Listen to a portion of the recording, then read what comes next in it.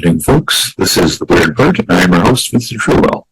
This will be episode 63, Back to the Lost and Found, where I will be discussing missing persons. It is a continuance of previous episode, but they're not in a chronological sequential order, so it's not necessary to have listened to the last one to understand this one. I want to be clear that when I'm talking about the topic of missing persons, not everyone I'm discussing will have been found. I call it lost and found, but not all of them have been found. However, none of them have been found dead. And that kind of is something I was addressing in the various biases in the true crime community towards believing everybody's dead. And, frequently people who've gone missing are found dead. And especially if that's unsolved, I do find that interesting. Of course, there should always be a focus on sympathy and empathy for the victims and the survivors.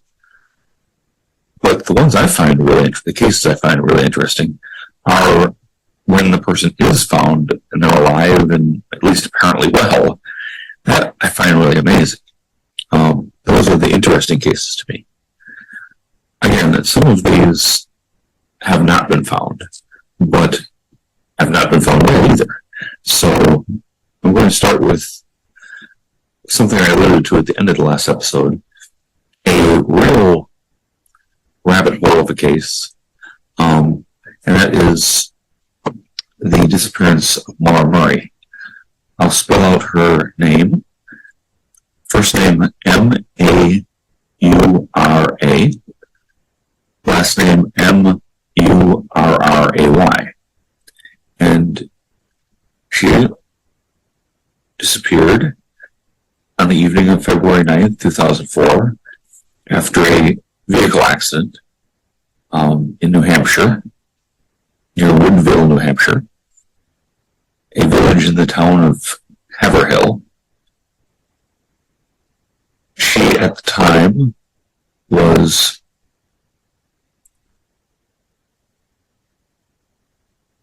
21 years old, about to turn 22, and she was a college student attending Amherst University, and she has never been found. There have been reported sightings of her, but she has never been solidly placed since. Now, there's a ton of speculation, and I could easily spend the next couple of hours just summarizing all the speculation that has surrounded the disappearance of Maura Murray. Some of it very realistic, some of it absolutely ridiculous, some of it just scandalous and prurient and mostly made up, and some of it legitimate speculation. But there are very few facts. There are many theories, some of which I will attack. I will not mention anyone by name, nor any book or podcast by title, if I'm going to just tear them apart, because I don't want to make it into that type of thing. But there's been gallons of ink spilled and hours of commentary made about this disappearance without reaching any solid conclusions, because we can't reach any solid conclusions. It is a true, what you might call a bottomless pit of mystery, which is why I find it fascinating, which is why I'm talking about it. So she was born in 1982 in Hanson, Massachusetts, the fourth child of Fred, and Lori Murray. And they were a Catholic family. She was quite the track star in high school. And then she went on to West Point, where it was a very strange and kind of odd chapter in her life that takes place at West Point. And I think it's something that should be explored. So just to provide some background, West Point is the U.S. Military Academy. It is a career path to becoming an Army officer. Just taken as a university, it's among the hardest to get into in the United States. You have to be a stellar high school student and usually exceed expectations both academically and athletically, and you have to really be kind of cream of the crop, you might say, to get into West Point. And she did that. She's a highly intelligent person. And she studied chemical engineering there for 3 semesters. And then there was an incident. And it appears that, from what I've been able to determine, she was caught for shoplifting. Very minor misdemeanor at most. But being the U.S. Military Academy, West Point has an extremely strict honor code, and she was not allowed to be a student there any longer. They did not take legal action against her. She was allowed to resign and transfer to Amherst, and that's how she ended up at Amherst studying nursing. So it's a detail, but one that may be relevant a bit later. While attending Amherst, Maura gets in trouble again. This time, she does a really minor credit card theft, where she uses someone else's credit card to order pizza, and apparently, a couple different times, orders food on somebody else's card. And it just seems like a bit of a repetition of the West Point incident, that she seems like a person who's willing to do some very minor crimes. Not a real criminal, but just somebody who will, if given the chance, break the rules to a small degree for really minor purposes, which seems kind of puzzling to me, because it's almost like you're going to commit a crime to get pizza. I mean, it's like the shoplifting. You are going to steal, I've read there was some makeup from a store. I mean, it just seems like such petty level larceny that it's like, why are you doing this? You have your whole life ahead of you, and you're screwing up over this trivial nonsense. So that's just a factor, but I think it's suggestive of her character, and by no means would I say that, she's a bad person at all, but she's a person who seems to have a kind of self-defeating tendency where she undercuts her own future for trivial reasons. I'm coming to something here. I'm not just blathering, I hope. Excuse me. So, shortly before her disappearance, she gets it. Okay, so she's had the credit card theft to order food. The charge was continued in December to be dismissed after 3 months of good behavior. On the evening of February 5th, 2004, while she was on duty at her campus security job, Roy spoke on the phone with her older sister Kathleen and discussed Kathleen's relationship problems with her fiancé around 10:30 p.m. while on her shift, where her reportedly broke down in tears. When her supervisor arrived at her desk, Roy was just completely zoned out, no reaction at all. She was unresponsive. Supervisor escorted Roy back to her dorm around 1:20 a.m. When asked what was wrong, Roy said 2 words, "My sister." The contents of this call remained unknown until 2017, when Kathleen publicly explained the conversation. Kathleen, a recovering alcoholic, had been discharged from rehab clinic that evening, and on the way home, her fiancé took her to a liquor store, which caused her to have an emotional breakdown.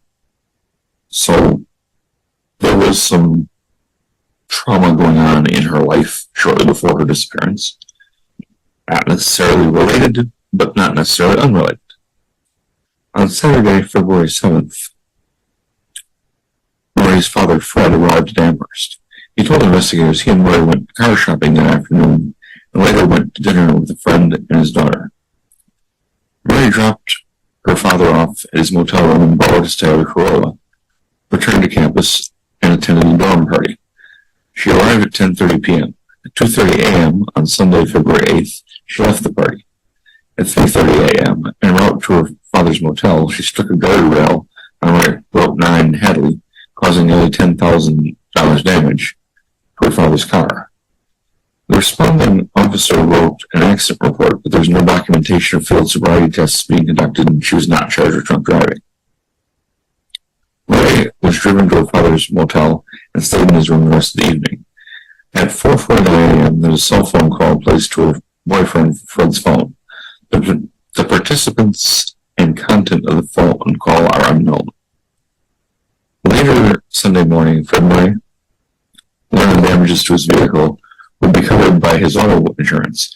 He rented a car, dropped Murray off at the university, and departed for Connecticut. At 11:30 that night, Fred called his daughter to remind her to obtain accident forms from the Registry of Motor Vehicles. They agreed to talk again Monday night to discuss the forms and fill out the insurance claim via phone. After midnight on Monday, February 9th, Murray used her personal computer to search MapQuest for directions to the Berkshires and Burlington, Vermont. The first reported contact Murray had with anyone on February 9th was at 1 p.m. when she emailed her boyfriend. "I love you more, Stud. I got your messages, but honestly I don't feel like talking too much to anyone. I promise to call today, though. Love you more." She also made a phone call inquiring about renting a condo at the same Bartlett, New Hampshire Condo Association with which her family had vacationed in the past. Telephone records indicate the call lasted 3 minutes. The owner did not rent the condo to Murray. At 1:13 p.m., Murray called a fellow nursing student for reasons unknown. On the afternoon of Monday, February 9th, at 1:24 p.m., Murray emailed a work supervisor of the nursing school facility that she would be out of town for a week due to her death in the family. According to her family, the family had not experienced a death. She also said she would contact them when she returned. At 2:05 p.m., Murray called a number which provides recorded information about booking hotels in Stowe, Vermont. The call lasted approximately 5 minutes. At 2:18, she telephoned her boyfriend and left a voice message promising him they would talk later. This call ended after 1 minute. Yeah, she's leaving a voicemail, so yeah. In her car, Murray packed clothing, toiletries, college textbooks, and birth control pills. When her room was searched later, police discovered most of her belongings packed in boxes and the art removed from the walls. It is not clear whether Murray packed them that day. The police at the time said she had packed between Sunday night and Monday morning. On top of the boxes was a printed email to Murray's boyfriend indicating trouble in their relationship. Around 3:30 p.m., she drove off the campus in her black 1996 Saturn sedan. Class at the university had been canceled that day due to a snowstorm. At 3:40 p.m., Murray withdrew $280 from an ATM. Closed circuit footage showed she was alone. At a nearby liquor store, Murray purchased $40 worth of alcoholic beverages, including Bailey's Irish Cream, Kahlua, vodka, and a box of Franzia wine. As you can tell, the detail level that's gone into researching her disappearance is pretty intense. Okay, she'll know what she bought at the liquor store the night she disappeared. So yes,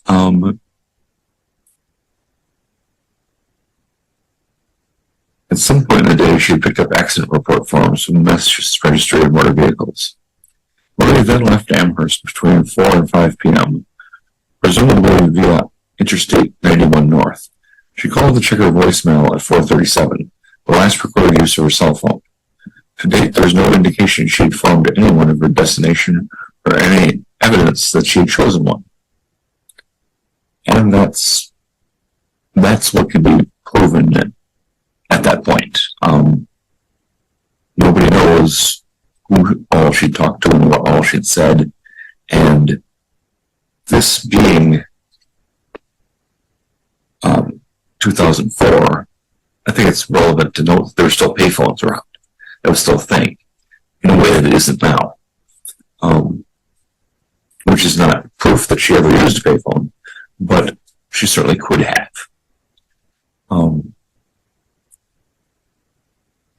Sometime after 7 p.m., a Wood Hill, New Hampshire resident heard a loud thump against her house. Through the window, she could see a car go up against the snowbank along Route 112, some also known as, and now I'm going to massacre this name, Wild Monosuck Road. The car pointed west on the eastbound side of the road. At 7:27, a local woman reported the car accident on the sharp corner of Route 112, adjacent to her home. She telephoned the Grafton County Sheriff's Department at 7:27 p.m. and reported the accident.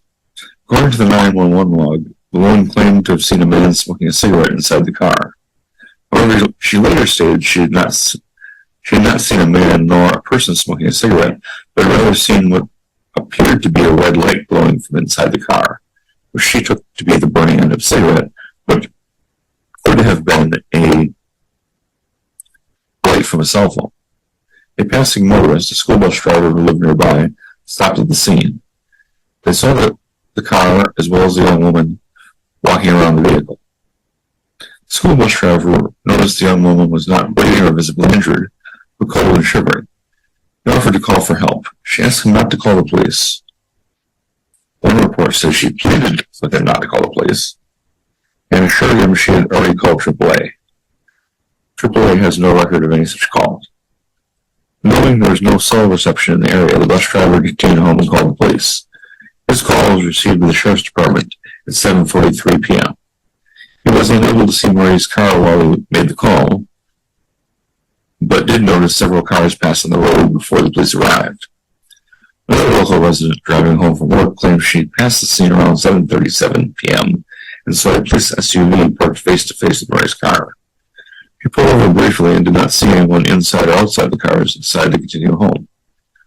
This witness's statement contradicts the official police log, which has Haverhill police arriving 9 minutes later. According to the official police log, at 7:46 p.m., a Haverhill police officer arrived at the scene, but the woman driver had disappeared. No one was inside or around the car. The car had impacted the tree on the driver's side of the vehicle, severely damaging the left headlight and pushing the car's radiator into the fan, rendering it inoperable. The car's windshield was cracked on the driver's side and both airbags had deployed. The car was locked. Inside and outside the car, he discovered red stains that looked to be red wine. Inside the car, the officer found an empty beer bottle and a packaged box of Franzia wine in the rear seat. In addition, he found a AAA card issued to Murray. Like accident report, forms, gloves, compact discs, makeup, diamond jewelry, driving directions to Burlington, Vermont, Murray's favorite stuffed animal, and Not Without Peril, a book about mountain climbing in the White Mountains. Missing were Murray's debit card, credit card, cell phone, none of which have been located or used since her appearance. Police later reported some of the bottles of purchased liquor were also missing. Excuse me. Journalist Joe McGee, writing for the Quincy, Massachusetts Patriot Ledger, summarized the incident. At a hairpin turn, she went off the road. Her car hit a tree. At that point, a person came along who was driving a bus. It was a neighbor. He asked her if she needed help. She refused. About 10 minutes later, police showed up to the scene and Maura Murray was gone. Police traced the vehicle to Murray, initially treated her as a missing person on the belief she may have wanted to disappear voluntarily. This speculation was based on her travel preparations, about which she had confided nothing to friends or family, and no obvious evidence of foul play. In 2009, Murray's case was given to the New Hampshire Cold Case Division, and authorities are handling it as a suspicious missing persons case. Between 8 and 8:30 p.m., a contractor returning home from Virginia saw a young person moving quickly on foot eastbound on Route 112, about 4 to 5 miles east of where Murray's vehicle was discovered. He noticed the young person was wearing jeans, a dark coat, and a light-colored hood. He did not report it to police immediately due to his own confusion on dates, only discovering 3 months later, when reviewing his work records, that he had spotted the young person the same night Murray disappeared. The responding officer and the bus driver drove around the area searching for Murray. Just before 8, EMS and a fire truck arrived to clear the scene. By 8:49 p.m., the car had been towed to a local garage. About 9:30 p.m., the responding officer left. A rag believed to have been part of Murray's emergency roadside kit was discovered stuffed into the Saturn's muffler pipe. Authorities referred to Murray simply as missing at 12 p.m. the next day, almost 24 hours after the last confirmed sighting of her.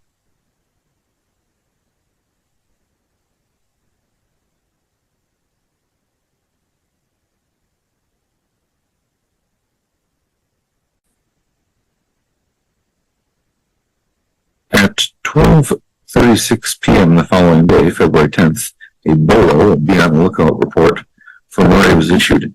She was reported as wearing a dark coat, jeans, and a black backpack. A voicemail was left on Fred Murray's home answering machine at 3:20 p.m., stating that her car had been found abandoned.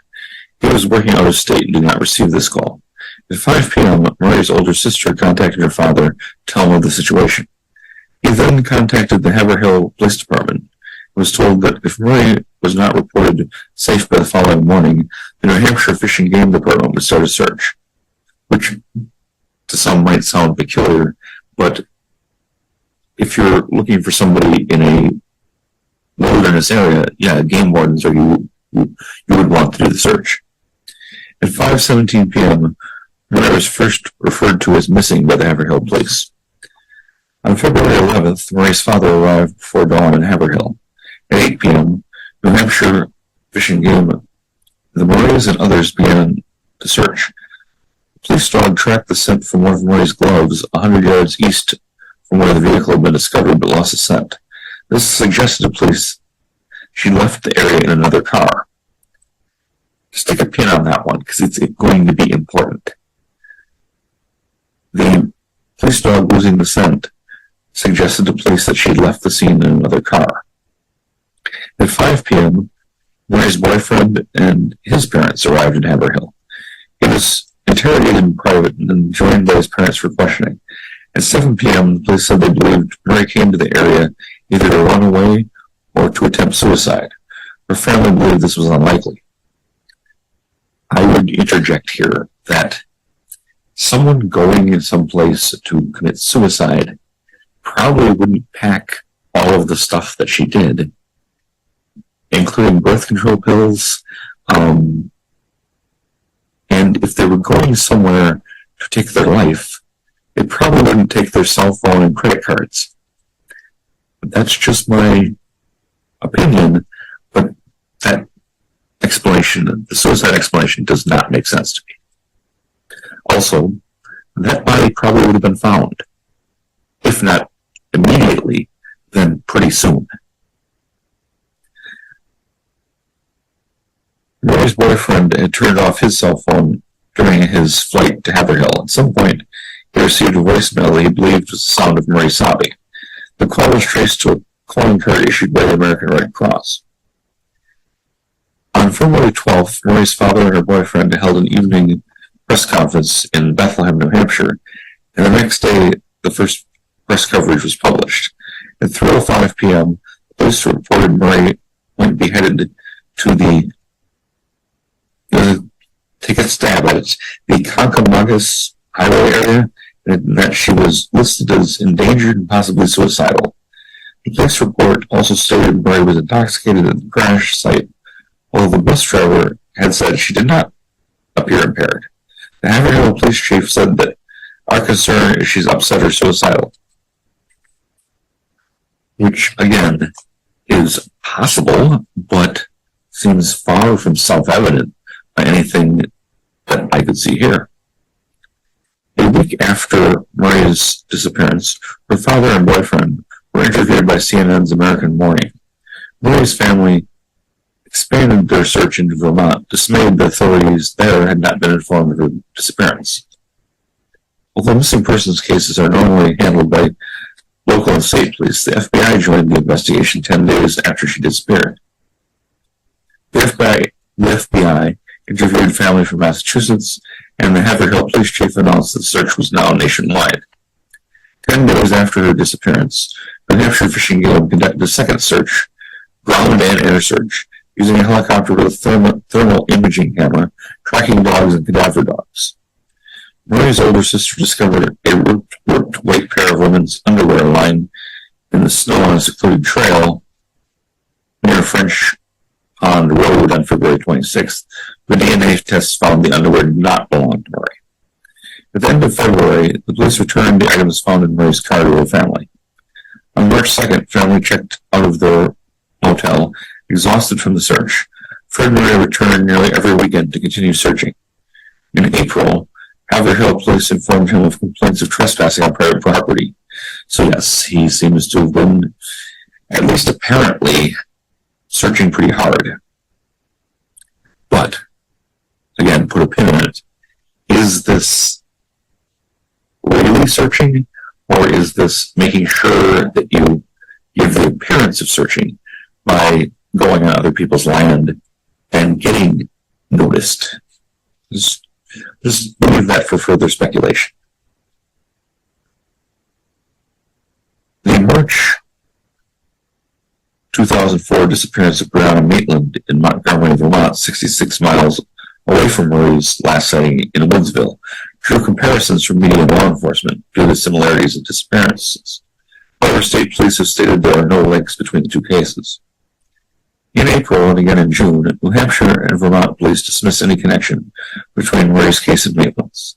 In a press release, they stated they believed Murray was headed for an unknown destination and may have accepted a ride in order to continue to that location.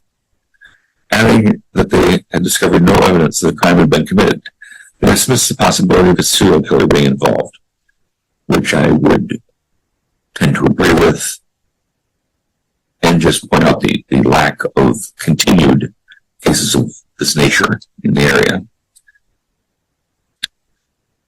On July 1st, police retrieved items found in Murray's vehicle from a family for forensic analysis, which it kind of seems like you would have done that before giving them to the family, but that's neither here nor there.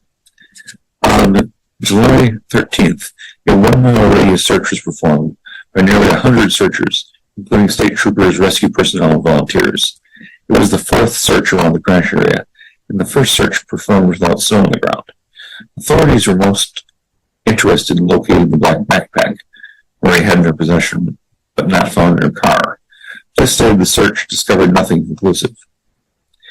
In late 2004, a man allegedly gave Murray's father a rusty stained blade that belonged to the man's brother, who had a criminal past and lived less than a mile from where the car was discovered. His brother and his brother's girlfriend were said to have acted strangely after the disappearance. The man's brother claimed he believed the knife had been used to kill Murray. Several days after the knife was given to Murray's father, the man's brother allegedly scrapped his Volvo. Family members of the man who turned in the knife claimed he had made up the story in order to obtain reward money in the investigation, and he had a history of drug use. Again, if you really believed that your brother was the murderer, wouldn't you give the knife to the police and not to the victim's father? That doesn't ring true to me as someone reporting a crime. That rings true to me as something that a meth head would come with as an idea to get money. Just my opinion, just speculation, but that doesn't seem like what someone would do if they wanted to actually report a crime. In 2005, Fred Murray petitioned New Hampshire Governor Craig Benson for help in the search and appeared on the Montel Williams show to publicize the case. On February 9th, 2005, the first anniversary of Murray's disappearance, the service was held where the car was found, and her father met briefly with New Hampshire Governor John Lynch. In late 2005, Fred Murray filed suit against several law enforcement agencies with the aim of seeing files on the case. On November 1st, 2005, the username Tom Davies logged into a message board called Not Without Peril that was dedicated to discussion of Murray's disappearance and claimed to have seen a black backpack behind a restroom at... Does anything in New England have a normal name? I'm going to call it the Pemigewasset Overlook, around 30 miles east of Woodsville on Route 112. Murray owned a black backpack, as had a few million other people, but yes, Senior Assistant Attorney General Jeffrey Stretzland said that law enforcement was aware of the backpack, but did not disclose whether it had taken anything for forensic testing. The New Hampshire League of Investigators, 10 retired police officers and detectives, and the Marvin Bish Foundation started working on the case in 2006. Tom Shamshak, a former police chief and a member of the Licensed Private Detectives Association of Massachusetts, said, It appears that this is something beyond a mere missing persons case. Something ominous could have happened here.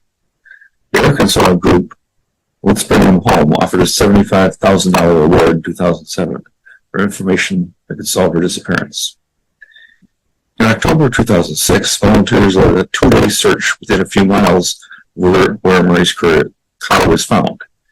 In the closet of an A-frame house, apparently 1 mile from the crash site, cadaver dogs allegedly went, quote-unquote, bonkers, possibly identifying the presence of human remains. Possibly. The house had formerly been the residence of the man implicated by his brother, who had given Fred Murray the rusty knife in 2004. A sample of cover from the home was sent to the New Hampshire State Police, but the results were never released to the public. In 2008, volunteers led another two-day search through the wooded areas of Haverhill. The group consisted of dog teams and licensed private investigators. Murray's case was one of many cited by proponents of statewide cold case units for New Hampshire in 2009. The case was subsequently added to the newly established cold case unit later that year. In 2010, Fred Murray publicly criticized the police investigation for treating the disappearance of a missing persons case as a missing persons case and not a criminal matter, and calling the FBI to join the investigation, which they already had, but we'll circle back to that. Jeffrey Stretzland said in February 2009 that the investigation was still active. We don't know if Mara is a victim, but the state is treating it as a potential homicide. It may be a missing persons case. We're handling it, but it's being handled as a criminal investigation. In 2014, the 10th anniversary of Mara's disappearance, Stretzland stated that we haven't had any credible sightings of Mara since the night she disappeared. In an article published in the New York Daily News on the 10th anniversary of his daughter's disappearance, it was reported that Fred Murray believed she was dead and had been abducted the night of her disappearance. On February 9th, 2017, the 13th anniversary of Murray's disappearance, Stretzland wrote in an email to the Boston Globe, "It's still an open case with periods of activity, and at times it goes dormant. There are no updates to share at this time." In February 2019, the 15th anniversary of Murray's disappearance, Fred Murray reiterated his belief that his daughter was dead, as well as his suspicions about the nearby house that cadaver dogs responded to, stating, "That's my daughter, I do believe." In early April, excavations were done within the basement of the house. Fred Murray had previously wanted to search the house, but the owners did not cooperate. Following the sale of the property, its new owners allowed several searches of the property since February. The excavation conducted in early April found absolutely nothing other than what appears to be a piece of pottery or old piping. So there was nothing, no DNA, no blood, no nothing. In early 2021, the tree at the site where Murray was last seen, which had been marked with a blue ribbon as a memorial, was cut down by the property owner. Shortly thereafter, a request from Murray's family to have a New Hampshire historical marker placed at the site, which had been submitted in late 2020, was turned down by the New Hampshire Division of Historical Resources. On September 14th, 2021, New Hampshire State Police announced that bone fragments had been found at Loon Mountain in Lincoln, New Hampshire, approximately 25 miles east of the site of Murray's crash. In November, it announced that the remains were not of Murray. In January 2022, the FBI issued a national alert in Murray's case and created a violent criminal apprehension profile, allowing multiple law enforcement agencies to share information regarding their case. In July 2022, law enforcement in New Hampshire initiated a search in the towns of Lambeth and Easton. So this continues to be an ongoing investigation at several levels. Murray's disappearance has been cited as the first crime mystery of the social media age and generated speculation from the media and the public, specifically on the internet, in online forums and message boards. Writing for Boston Magazine in 2014, Bill Jensen noted, "Now, at least online, it often seems there's no such thing as a cold case. When Maura Murray disappeared, the social web was in its infancy.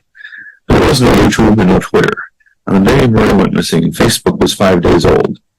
And so you can read the history of her case as a parable about the evolution of online sleuthing." In 2005, active discussion of Murray's disappearance was documented on websleuths.com. In 2007, Facebook and MySpace pages were created dedicated to helping find her.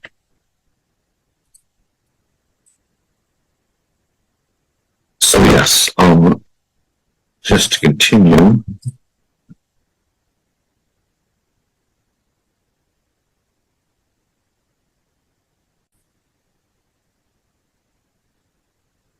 Quoting from Bill Jensen, writing in Boston Magazine in 2014, "On the internet, Maura's disappearance is a perfect obsession, a puzzle of clues that offer a tantalizing illusion.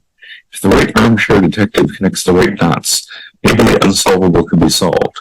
So every day, the case attracts new recruits, analyzing and dissecting and reconstructing the details of her story with a Warren Commission-like fervor." Okay. Close quote. Okay, so let's get into some of that speculation. There are several prominent theories in the true crime world of what happened to her. Strangely, and I'm mostly here talking about stuff I've read on Reddit, but there's this real contingent of people that believe that she's dead, and that she froze to death, that she died of hypothermia. And that, to me, makes no sense because of the repeated searches. If she had ran away, and again, ran away, presumably the theory goes that she ran away because she'd been driving drunk and didn't want to get caught by the police for that. Which kind of begs the question, well, how far would she run? She wouldn't run, 10, 20 miles. She'd run probably a few hundred yards and then just hide somewhere until the police left. And if she died of hypothermia, which is possible, there are cases like that, but her body would be found relatively quickly, especially once the snow was gone, and be basically intact, and she'd just be laying there. There wouldn't be search after search after search, finding absolutely nothing. That wouldn't happen like that. But yet that is an incredibly popular belief on the internet, which seems really morbid to me. That it's like some people want her to be dead and want a neat and simple explanation of how she died, which defies all the evidence. Somebody who dies of hypothermia, you're not going to have trouble finding the body. It's going to be right there. Usually you wouldn't even need searchers, just hunters walking around, people camping. Somebody would find that. This is a rural area, but it's not, the middle of the Amazon rainforest. It's a relatively settled area. If she had died of hypothermia, she'd be there. This would have been solved years and years and years ago. I don't accept that theory. I believe it was a very credible theory at the time, like the day it happened or the year it happened. But after the repeated searches, I don't think that that's a viable theory anymore. And it kind of shows a bias in the true crime speculators community that people seem to want her to be dead just so it can be solved. And I don't think that that's the case. I cannot rule out the possibility that she was murdered, possibly by that guy in the A-frame house. The fact that one time cadaver dogs reacted to something is some pretty weak evidence. There have been numerous cases that have come to light where cadaver and other trained police dogs get false positives that, is not ironclad evidence of anything. And if that's the only thing pointing to that, this guy did some incredible job of covering it up. Because in this day and age, it is really difficult to conceal the evidence of a murder. Especially when there's been significant efforts to find any DNA, blood, hair, skin, anything, and nothing's been found. So the dogs acted up one time, plus nothing doesn't really seem to me to suggest a murder. And remember, this would have to be very spur of the moment. It's not like he would have tracked her there. This is not Israel Keys laying out a kill kit a year in advance. It's not like that. This would be a crime of opportunity where he happens to see, presumably it was a guy, I don't know. I'm not naming any suspects because there are any credible suspects. But the killer, if she was in fact killed, would have had to just come upon her and make a split-second decision to murder her, to abduct her, and then murder her. And yet somehow completely get rid of all the evidence. And that's damned hard to do and very unlikely. It would be hard enough in today's forensic investigation world to get away with a cleverly planned, premeditated murder. Getting away with a spur of the moment one seems almost impossible when there's been enough police resources expended on it, which in this case there has. There's been a ton of it. There are unsolved murders, but they're usually murders that haven't been very thoroughly investigated. This has been investigated to pieces, and there's no evidence that any crime occurred. What there does seem to be, to me, is a suggestion, based on the totality of the circumstances, that she was picked up in another vehicle. And the most likely, now, I'm very cautious about using the term most likely, because that just means most likely. It doesn't mean what happened. I can get on a whole soapbox about why Occam's razor is worthless when it comes to evaluating human behavior, but that's for another time. The theory that makes the most sense to me is that she was picked up by another vehicle, but that vehicle was not somebody picking up a hitchhiker, but rather a planned event that, and this is called in some circles the tandem car theory, that there were two vehicles and one was following her, and when she wiped out, which was an accident, or perhaps it wasn't quite so much an accident and was meant to abandon her car there was somebody right behind her to pick her up, and then they took off. And that would explain an awfully lot. Also, I'd like to just address the behavior of her father. And with without making any accusations. I don't believe Fred Murray is a bad person at all. His behavior, however, is rather puzzling and to me suggestive in a certain direction. And again, this is pure speculation. It's just some guy with a podcast. I am not making any legal allegations against Mr. Murray. I'm not accusing him of anything. Just speculating here, just talking. But his behavior, to me, seems very calculated. And it seems as though this is my theory, this is what I believe, for what it's worth. I believe that he wanted his daughter wanted to leave and start a new life. And he wanted to assist her in doing that.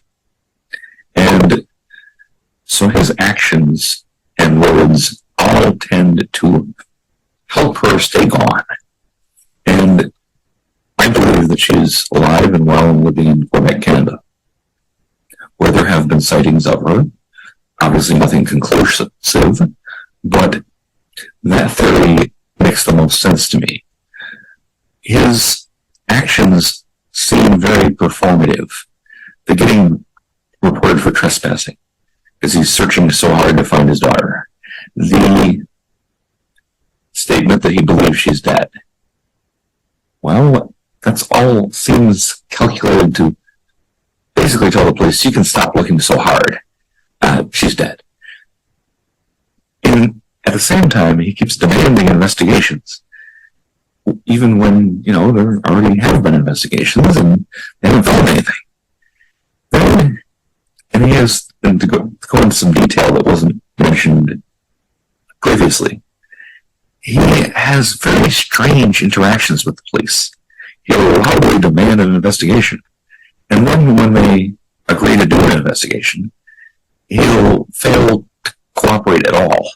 Do the absolute minimum. Take months to show up for an interview. Not really say anything of any value.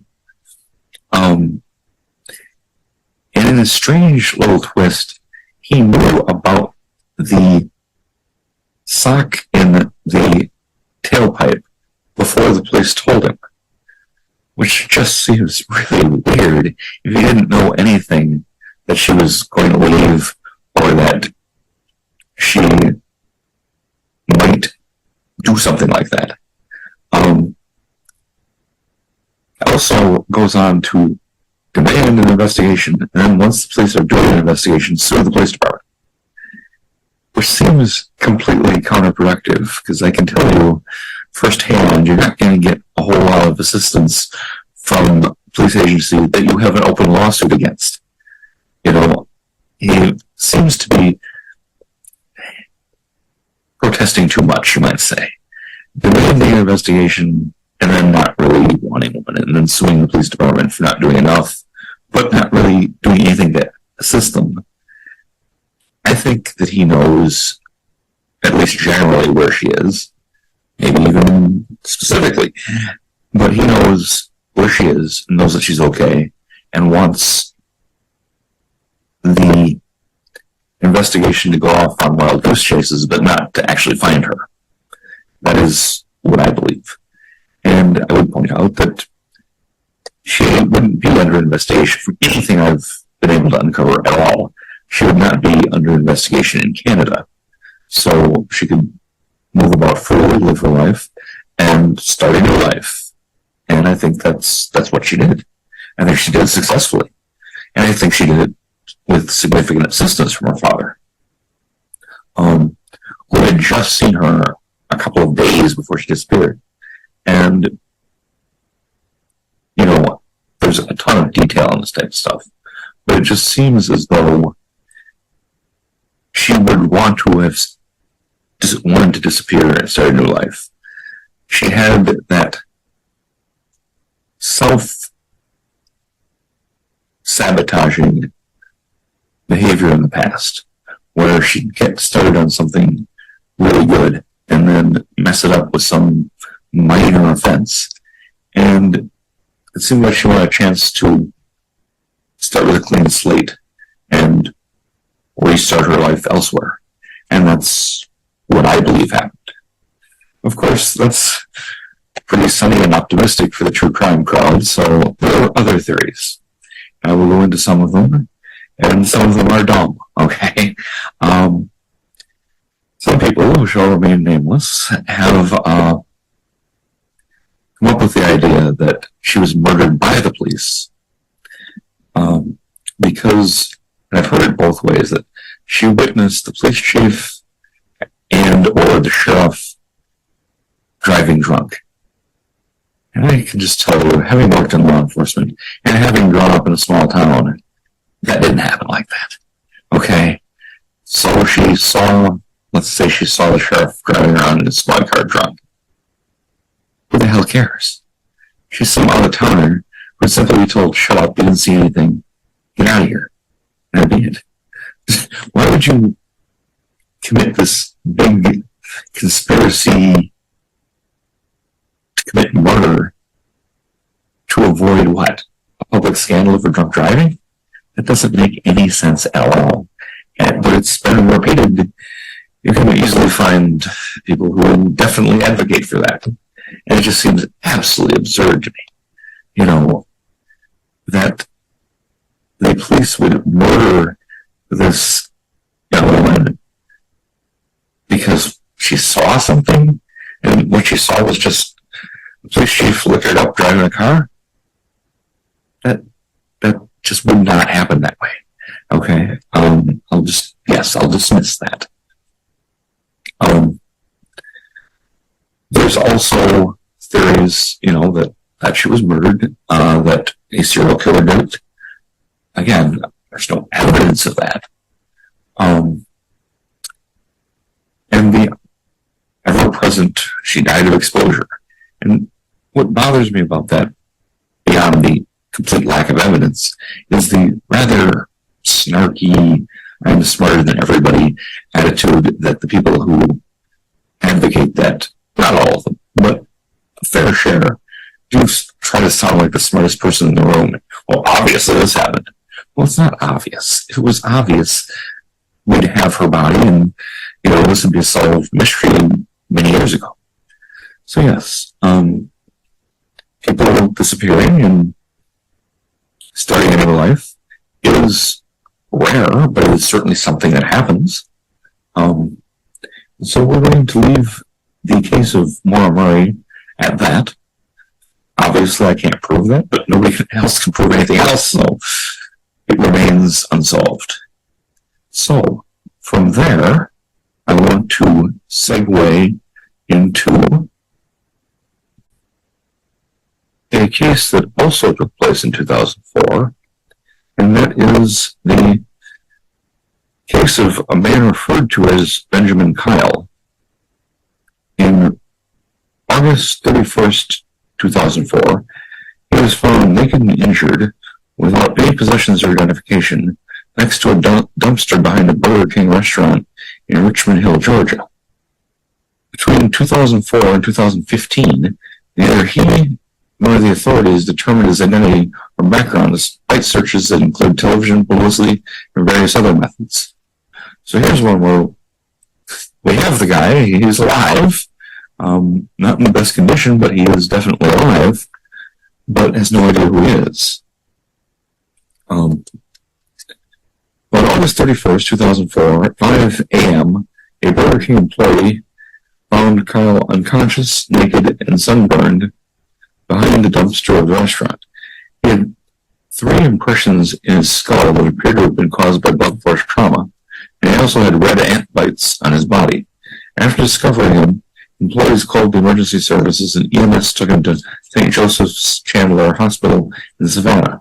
He had no identity document that was recorded in hospital records as Burger King Doe. After the incident, no criminal investigations were opened by Richmond Hill Police until a friend inquired with the department in 2007. So he was just hanging around for 3 years with no investigation being done. There were no reports of stolen vehicles in the area, and local restaurants and hotels did not encounter any individuals matching Kyle's description.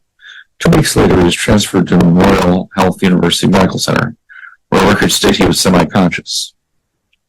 He eventually said he remembered his name was Benjamin, spelled with 2 A's, but said he could not recall his last name. He came up with the surname Kyle after his police and hospital placeholder name. He had cataracts in both eyes and had corrective surgery 9 months after he was found, when a charity raised enough money to pay for the operation. Upon seeing himself in the mirror for the first time, Kyle realized he was around 20 years older than he thought he was. Kyle believed he was passing through Richmond Hill, either on U.S. Route 17 or Interstate 95 in late August 2004.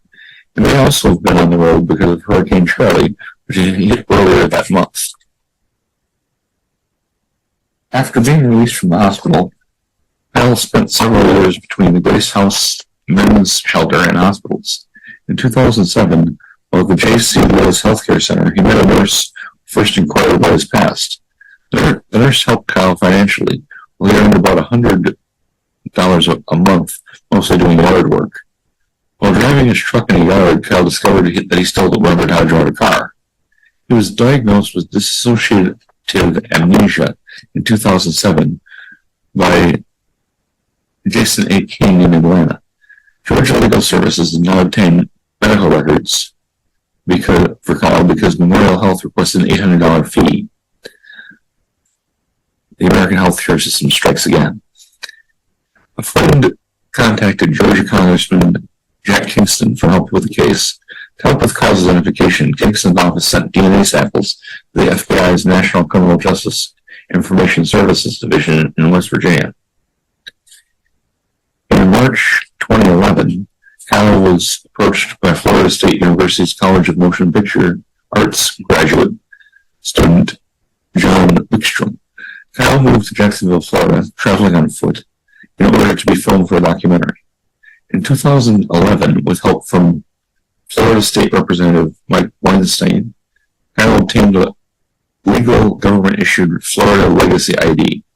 Kyle's story appeared in a report on News 4 JAX, which caught the attention of the local business owner, who subsequently employed Kyle as a dishwasher. As of 2015, he lived in Jacksonville Beach, Florida, in a 5 by 8 foot air-conditioned shack provided by a benefactor. Many years after his amnesia, Kyle was homeless and unable to obtain employment as he could not remember his full Social Security number. Several online petitions were created asking lawmakers to grant Kyle a new Social Security number. In 2012, an online petition was created by We the People, petitioning system on whitehouse.gov, but when its deadline expired on Christmas Day, it had received only 2/3 of the number of signatures required. So in other words, the effort failed. In February 2015, a forensic genealogist, Colleen Fitzpatrick, reported that Kyle had cut off all contact with her just as she felt she was nearing a breakthrough. Which is interesting. What it proves, I do not know, but a DNA test revealed that Kyle shared significant amounts of DNA with a family named Powell in the Western Carolinas, the descendants of a 19th century man named Abraham Lovely Powell. So that's the power of forensic genealogy. With the DNA testing available today, literally almost anyone could be identified. On September 16, 2015, Kyle announced his real identity had been found, including identifying his name and close family members. There were a number of major efforts to identify Kyle by matching his fingerprints or DNA with those stored in various databases. These included fingerprint comparison to the FBI's National Crime Information Center database for anyone that's ever been arrested, a fingerprint comparison to databases for military personnel and government workers, a DNA test for the Center for Human Identification at the University of North Texas Health Science Center in Fort Worth, a DNA search for genetic genealogies through Family Tree DNA in Houston, searches on DNA databases such as ybase.org, ysearch.org. There are several. recognition comparison by the Indiana Bureau of Motor Vehicles with individuals who obtained an Indiana driver's license there since 1998. Research of the birth announcements published in Indiana hospitals around the time of Kyle's remembered birth date. In July 2009, a search was made through the Department of Veterans Affairs for Kyle's Vietnam draft registration based on his birth date and physical characteristics. Newspaper articles were published in the Boulder Daily Camera in 2009, in the Denver Post on July 7, 2009, based on Kyle's memories of the University of Colorado at Boulder campus.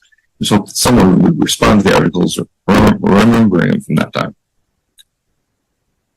And they go on to discuss the numerous DNA tests that he had taken, which had not successfully identified it.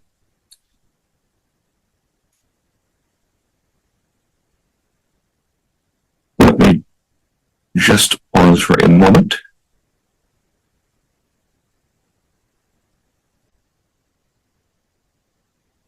At some point in the search for his identity, Kyle got involved with hypnotic regression, which is certainly a very controversial, at best, practice. Simply for the reason that it can easily generate false memories. And for someone who's trying to determine his identity, it's questionable how valuable that actually was.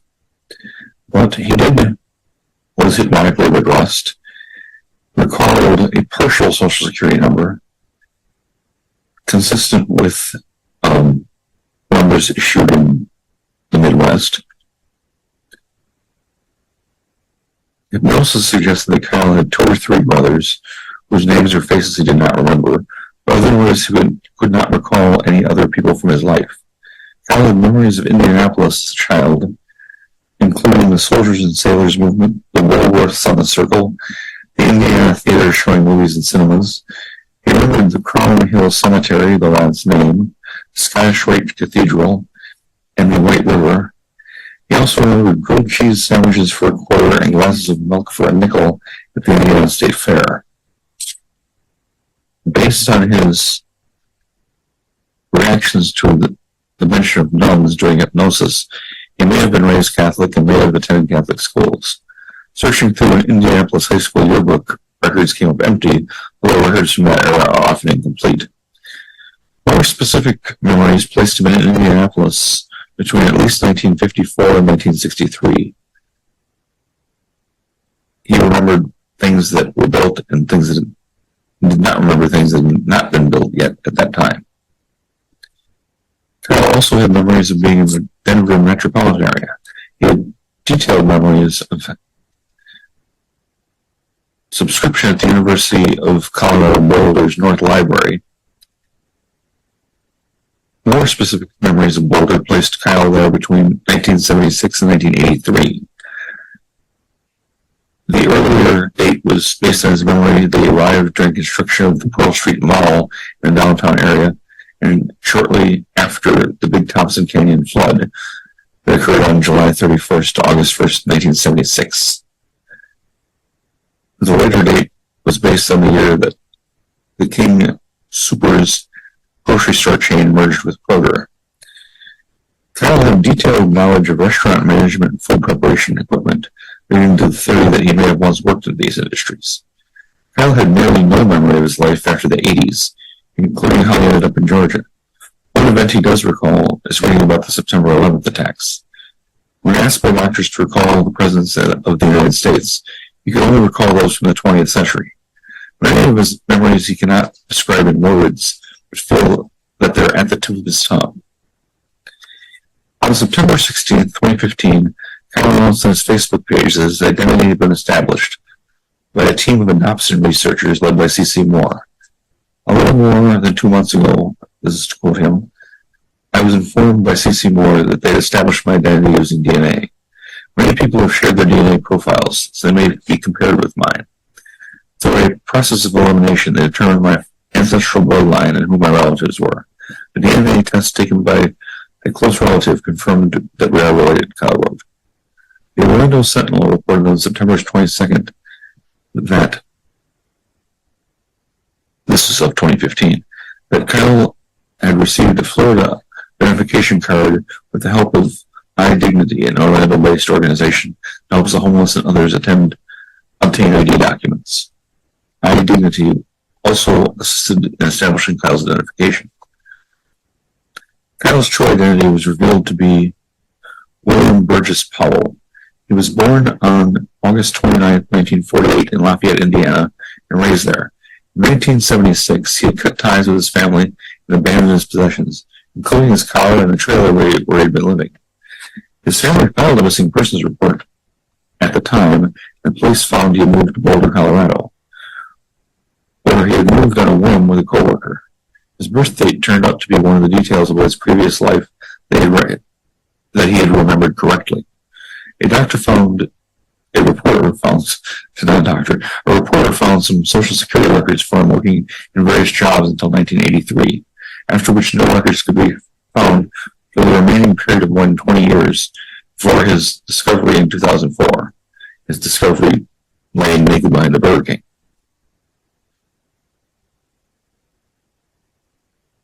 Kyle appeared on the Dr. Phil show on October 16, 2008 episode Who Am I?,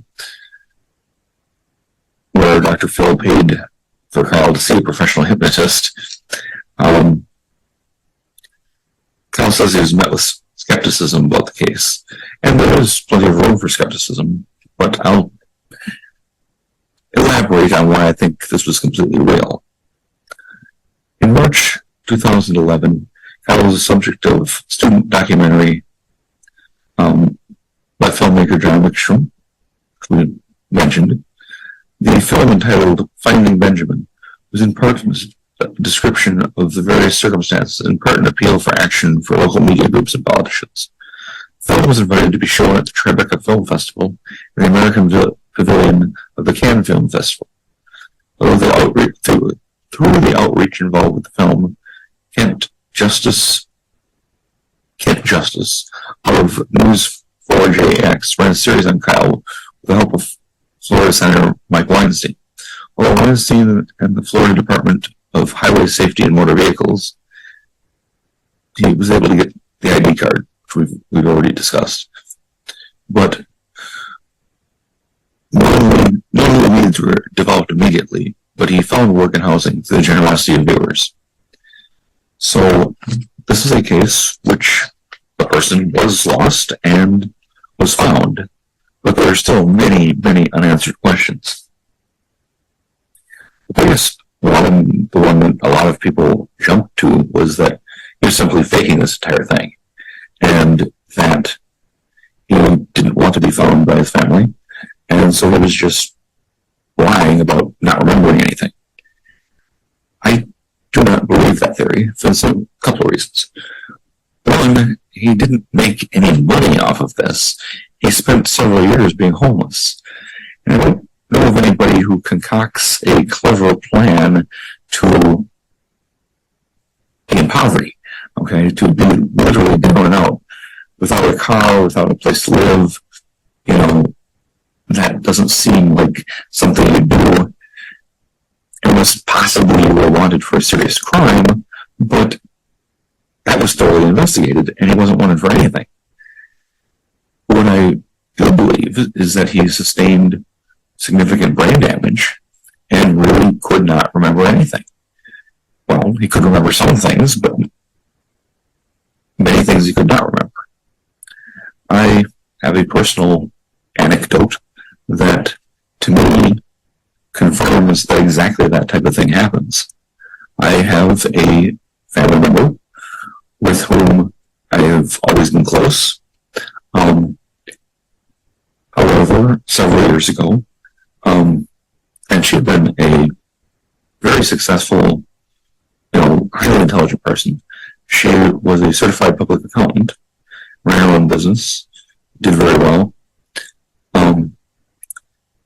An incident occurred that caused her brain damage. And when I visited her at the hospital, this is several years ago, In fact, I would say this is about a decade ago. So that would make it about 2013. She did not remember anything prior to 2008 and asked me if I was still in the sheriff's department patrolling at the airport. Well, I had transferred from there in 2008, had left the sheriff's department in 2011, and had actually represented her in a case as an attorney. And she had no memory of any of that. I know firsthand that does occur. And that's absolutely what I think happened to Mr. Kyle. How he ended up nude and beaten, I don't think we'll ever know. And that part remains an unsolved crime. But this is a case where the person was reported missing, was missing for many years, and then was found, and eventually was able to put their life back together. So that's kind of what I mean by the lost and found. So to go in a shift gears and go in a bit of a different direction, I would strongly suggest that anyone who hasn't seen the series Tiger King should go watch it because it's absolutely fascinating. And it describes the Tiger King, this man who was trafficking in exotic animals and who went by the name Joe Exotic. His given name is Joseph Maldonado Passage, and he is currently sitting in federal prison for 2 counts of murder for hire, trying to kill animal rights activist Carol Baskins. But Carol Baskins has a bizarre past too. Her first husband, Don Lewis, is a missing person. Apparently. The reason I add the apparently is because Baskin had publicly and repeatedly said that he had been found and was living alive and well, living in Costa Rica. And it had been reported in a number of publications, but they were not what you might call hard news. It was reported in Cosmopolitan, for example. But digging around, the best reporting that I could find was in Newsweek, which just said that, well, she stated, they said that my husband Don Lewis is alive and well in Costa Rica. Baskin said during the interview on ITV's this morning, yet all this hay has been made about me having something to do with his disappearance, when Homeland Security has known where he is, at least since back then. Some fans of the Netflix documentary have accused Baskin of killing Lewis. A number of theories tying her to his disappearance emerged following the show's debut in 2020. Now, apparently the only evidence that anybody's been able to determine is Carol Baskin saying it. There hasn't been anything that definitely reassuring that, confirming that he's actually been found at all. She says that she received a letter from the Hillsborough County Sheriff's Office that informed her that Lewis was currently alive and well in Costa Rica. The letter also claims that Lewis had loaned money to various individuals in Costa Rica and could live quite well on the internet on the interest earned on those loans, allowing him to reside in Costa Rica indefinitely. However, in November 2021, Corporal Moises Garcia of the Hillsborough County Sheriff's Office reportedly said that Baskin repeatedly refused to cooperate with a reopened investigation into Lewis's disappearance. And nothing has, in close quote, nothing has come forward confirming any of her claims. So is Don Lewis lost and found? Or is he still gone? Is he alive? There doesn't seem to be any real evidence to confirm that. And it adds a bizarre twist to what is already quite a twisted tale with Joe Exotic and his attempts to have her killed. It's a wild cast of characters and a fascinating story, whatever the actual truth is. To change from that to someone who definitely was not telling the truth, let me discuss Sherry Papini. She is the woman in California who was allegedly abducted, held captive for 2 weeks, and blinded before she was released and able to recall her ordeal to detectives. So she disappeared back in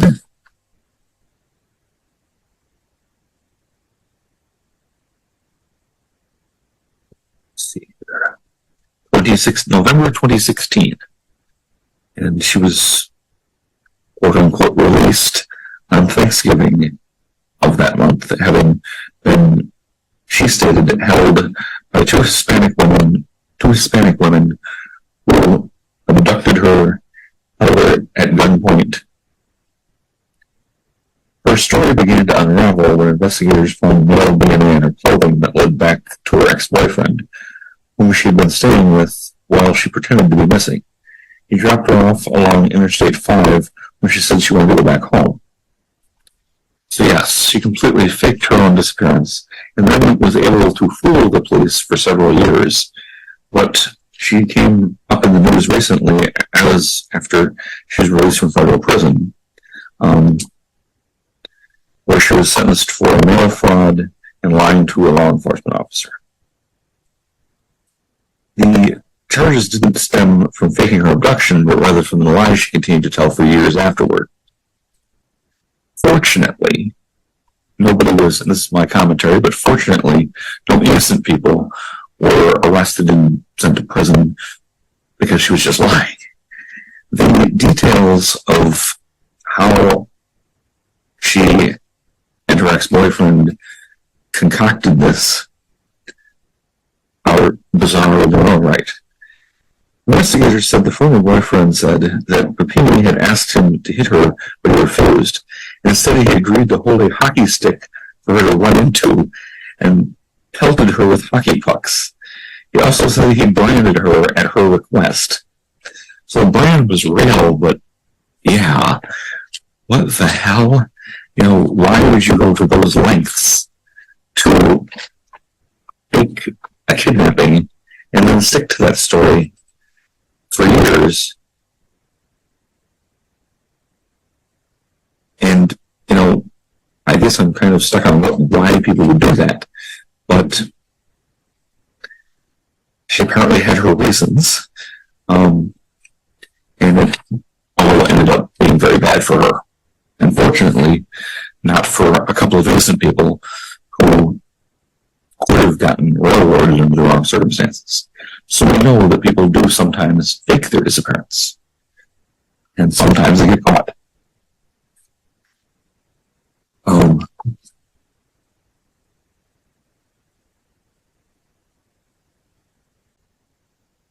We'd like to address now the missing 411 work of David Paulides. I know that Paulides has many fans and a fair number of detractors. I don't really want to wade into any of that argumentative stuff. For starters, his background appears to be completely real. He is a retired police officer from San Jose, and so therefore familiar with law enforcement and investigation techniques. And he seems to have a very credible background in things like search and rescue, and I believe that his works have value, and they're certainly not made up. they are documentation of actual cases of people going missing in the national park system. I will just say that I have two major reservations with his work, which kind of follows the several books, but they're all kind of about the real cases. But he seems to kind of suggest that there's a vast conspiracy to cover up people going missing in the national parks. And I don't, I'm a conspiracy guy. I can accept that conspiracies happen. I know they happen. I just don't see this one as being a conspiracy because I don't see anybody having a motive to do that. Enough people go missing for completely mundane reasons, and many of them die due to the fact that the national parks are vast, just enormous areas, and being in rural wilderness, as opposed to some sort of nature trail. This is the real wilderness, and it's very easy to get lost, to get trapped, and to die completely without any foul play or predators or predatory humans being involved. And that, I think, explains the bulk of people going missing. And as far as covering it up, I don't really see that as being what's happening, simply because the National Park Service rangers are law officers, but they're not an investigative organization. They're more a rendering aid organization. The Park Service does not have exclusive jurisdiction over federal lands. My understanding is the FBI would do the investigations if there was evidence of foul play. So the conspiratorial spin that he puts on it, I don't feel is really justified. I don't see who would benefit from covering up that somebody died in the national parks. That doesn't make a lot of sense to me. At the same time, I would give him credit for bringing forward some very Fortean events surrounding a lot of disappearances, especially those of children who disappear in one spot and are found in some place they could not possibly have gotten to. That fascinates me. I love that aspect of his work. I just don't think there's a government conspiracy behind it. Also, he has the habit of walking right up to the edge of saying, Bigfoot killed these people, and not saying it. And he does that, quite frequently. And I find that rather annoying that, look, if you're going to say that Sasquatch kills humans, then say that and have something to back that up with. I don't believe that Sasquatch kills people. I just don't think that that's anything, not only provable, that there's any evidence of that at all. I think that that's not something that happens. Based on the many, many encounters by people with a Sasquatch that may act intimidating and may scare them, but never physically harms them. That I don't buy that. I don't see where he's getting any evidence for that. Also, he never straight out says it, which, maybe there's a reason he doesn't say it, because there's nothing backing that up at all. So yes, that's my take on what he's saying. One of the things I do enjoy that he reports on is people living deep in the national parks who are apparently just regular human beings who wear clothes and, are physically like you and I, except they do kill people. That there are some very disturbed people living deep in the national parks. That I have no doubt about. I have no problem believing that at all. There are, in a much less vast and it's right by the road nature area near where I reside, there are, I'm not saying they're killers, that's not what I'm saying at all. Nobody's missing, nobody's murdered, but there are homeless people who live deep in those woods and have their camp, and not a place that I would really go poking around too much, to be very honest. So the idea that there are people who live deep in the national parks and are completely insane is not a leap of faith for me. That seems like, yeah, that's undoubtedly true, at least sometimes in some places.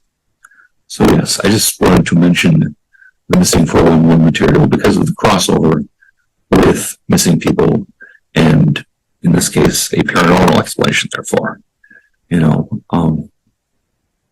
So yes, that's all I have to say about David Paulides, but I will conclude with one story that is so strange I could not report it, and that is the disappearance of Teresa Beyer in 1987.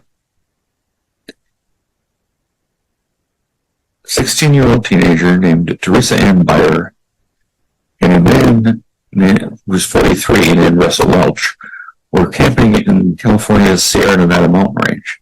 This is reported by the Sun newspaper in an article by Mark Hoover.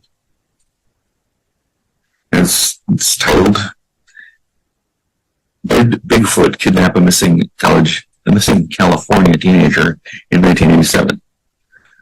Mark Hoover, writing for the Sun, "Did Bigfoot Kidnap a Missing California Teenager in 1987?" And this is a 2020 article. It has not ever been solved, and this is the latest reporting that I could find on it. On June 1st, 1987, a 16-year-old teenager named Teresa Ann Beyer and a man named Russell Welch, 43, went camping in California's Sierra Nevada mountain range. Allegedly, Welch has encountered the legendary Bigfoot creature in the past. After Beyer and Welch entered the mountains, only Welch returned.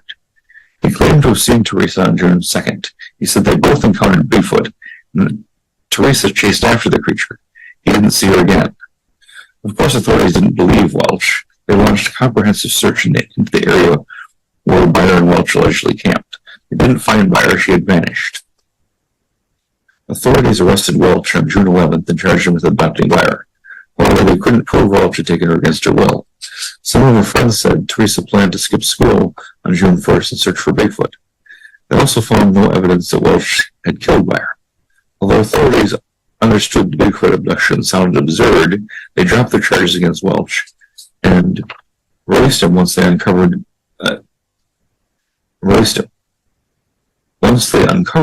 evidence. They could always arrest Welch and prosecute him later. Over 30 years have passed since Beyer vanished in the California wilderness. Authorities still haven't prosecuted anyone for Teresa's disappearance. When authorities looked into Teresa's background, what they found troubled them. She was considered a slow learner and bounced around foster homes for most of her life. She ended up living with an uncle named John Richmond. He was an acquaintance of Russell Welch. Richmond contacted authorities after she didn't return home on June 1st. Today, Teresa Beyer's disappearance remains just as extraordinary as the Bigfoot legend itself. After revealing various details about this case, I had many questions. For one, why Teresa would be with a 43-year-old man. Supposedly, Welch told Teresa's uncle he would drive her to school. Apparently, this wasn't true, at least Teresa informed her friend she planned to skip school with a friend and search for Bigfoot. I also learned that Teresa was gullible. I suppose you give Russell Welch the benefit of the doubt and believe his story. I just cannot believe Teresa chased after a mystical creature. If anything, I do believe it's possible Teresa wandered away and got lost. She probably didn't know the terrain, so it's possible.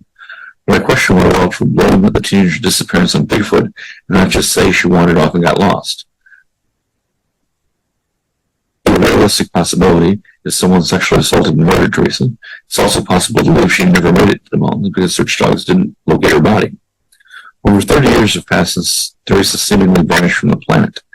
Teresa Byers' disappearance will always remain a mystery unless someone confesses to harming her or the police prove that a large hairy creature abducted Teresa. My guess is that neither happens. And that was from Mark Hoover. This was reported at the time in the UPI archive. Suspect, quote unquote, Bigfoot did it. A suspect who claims that the legendary ape-man Bigfoot abducted a teenage girl was freed from jail 3 days before the scheduled start of his trial on child stealing charges. Fresno County authorities said they are forced into letting Russell Welch, 44, back on the streets to avoid double jeopardy if they later chose to charge the man with murder. Welch is accused of abducting Teresa Ann Byers, 16, last June. Two went camping in the Central Sierra, and the girl did not return. Welch told authorities that the legendary ape-man, also known as Sasquatch, had taken the girl. Detectives say Welch apparently sincerely believes in Bigfoot creatures and claims to have had continued contact with a tribe of them. Deputy District Attorney Everweiss Hooper Friday offered Welch a 1-year term on the child stealing charges if he would sign a waiver allowing for a murder trial in the event the girl's body is found. But Welch's public defender, Miller Rube, refused to sign a waiver and Hooper said he was forced to drop the charge in case authorities later want to charge Welch with murder. If a body is not found, however, Hooper said, he will probably refile the child stealing charges with a maximum penalty of 4 years in prison. Welch had been scheduled to stand trial Monday. Ruby denies his client had anything to do with the girl's disappearance, but would not say if Welch is still contending that Bigfoot took the girl.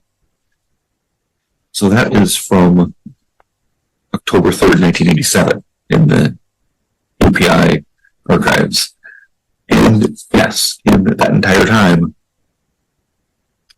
Teresa Byers never been found, dead or alive, and I have a tough time believing that Bigfoot had anything to do with it, but that's that guy's story.